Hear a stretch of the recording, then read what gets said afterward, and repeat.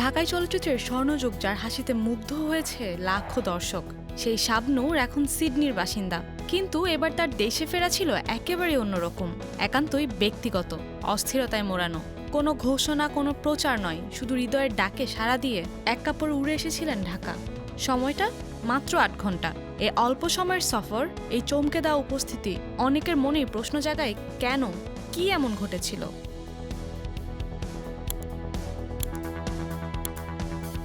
শাবনূর নিজেই জানিয়েছেন, এবারের সফরে ছিল না প্রিয়জনের মুখ দেখার আনন্দ, ছিল না স্মৃতির শহরে হারিয়ে যাওয়ার আবেগ, বরং ছিল অস্থিরতা, উৎকণ্ঠা আর নানা অজানা ভয়। আসলে তার এই হঠাৎ আগমনের পেছনে লুকিয়েছিল এক গভীর পারিবারিক কারণ। তার মা অসুস্থ। বেশ কিছুদিন ধরেই নানা শারীরিক সমস্যায় ভুগছিলেন মা। ফোনে প্রতিদিনই কথা হতো, জানতেন মায়ের অসুস্থতার কথা। ঢাকার নামকরা কয়েকজন বিশেষজ্ঞ চিকিৎসকের শরণাপন্ন হয়েও সঠিক রোগ নির্ণয় করা যাচ্ছিল না। একসময় মায়ের শ্বাসকষ্ট বেড়ে যায়, এমনকি কথা বলার শক্তিও হারিয়ে ফেলেন তিনি। সেই অসহায় মুহূর্তে বিদেশে বসেই কেবল একজন মেয়ে হয়ে ওঠেন শাবনূর। বললেন, আমি আসা পর্যন্ত মায়ের সঙ্গে থেকো, তাকে সাহস দিও। এরপর শুরু হয় এক দুঃসহ প্রস্তুতি। ২৮ মার্চ সিডনির সময় অনুযায়ী রাতেই মালয়েশিয়ান এয়ারলাইন্সের একটি টিকিট হাতে পান।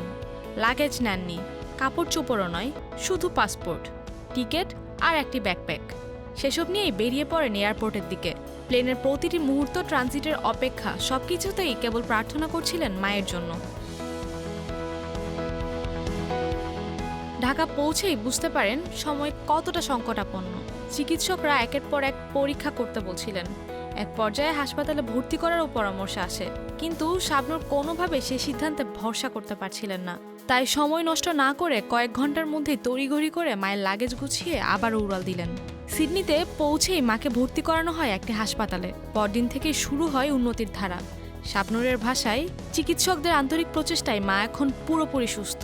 বর্তমানে শাবনূরের মা, ভাই বোন ও তাদের পরিবার স্থায়ীভাবে সিডনিতে থাকে। তবে যাওয়া আসার মধ্যেই থাকেন সবাই।